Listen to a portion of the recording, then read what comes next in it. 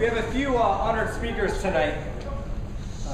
This honored speaker, master's degree in public administration from George Mason University, 1998. A bachelor's degree from Texas A&M University in 1990.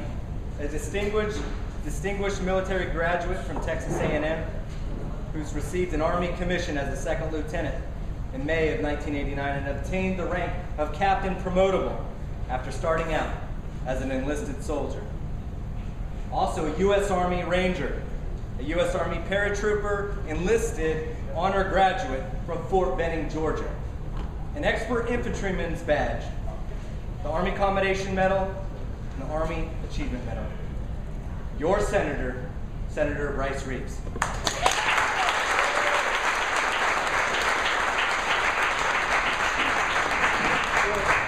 Thank you all again, and more importantly, I want to thank all the loved ones that are here. If you're not the enlistee or not the soldier, but a loved one, would you raise your hand? Thank you all, because you guys are going to bear the brunt of the basic training as they go through. You're going to get the letters, you're going to get the phone calls, you're going to get all those things, and you guys are the ones that are going to encourage your soldiers to become soldiers.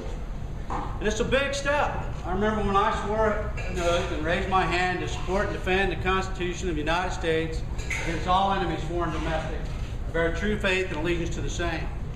And so I will tell you that is not an oath that I take lightly.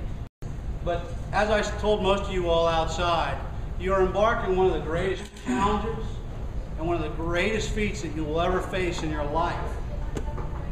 But it's something that you will carry with you the entirety of your lifespan.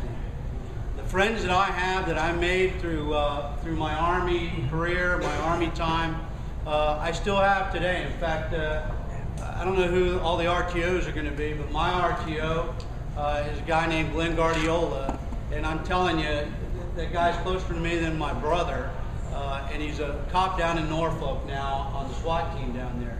And so you're going to make some friends with some NCOs, some officers, and some of your fellow enlisted soldiers.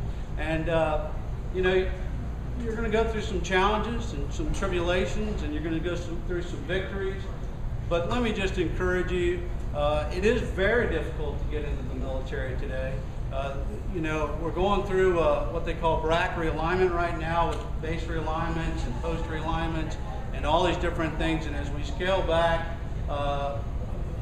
with the wars kind of grinding down in the political environment, it's important. And it's important that we have a fighting force that is what we used to do when I was in, called be, no, do. And those three tenets of leadership still hold true for me today. Is be all the best I can be, know my job, and do it well. And I just want to thank you all for the opportunity to come here to speak with you all tonight, to be part of this ceremony. It's really, really an important deal. And you know, look around, because you're going to wind up seeing some of these same folks somewhere in a foreign country or in another post, and you're going to remember that, and you're going to get to talking to them. And these are friends that you'll probably have for a lifetime. You might go to the 101st, you might go to the 82nd, you might go to all over the place, 10th Mountain, wherever you're going. But the Army is a very small place. And I'll tell you a quick story of how small it is.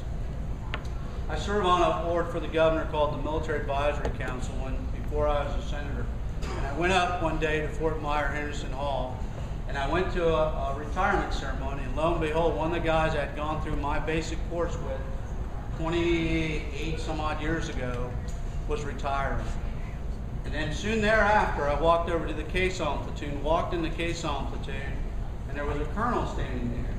And that colonel was a classmate of mine from Texas A&M. And I had no idea he's the garrison commander at Henderson Hall, Fort Myer. And so the Army is truly a small, small place. And for those of you, I think you only have 2 11 Bravos here today, besides the distinguished sergeant who won the award, which is 11B. That's a great career, and you'll like it. And I chose it myself when I could have gone to fly Apaches or something else. So special kudos to you for being a grunt.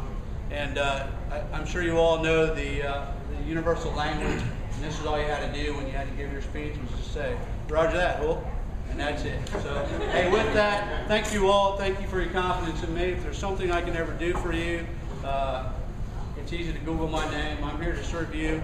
I'm here as a liaison from the Senate and some other folks, but thank you again.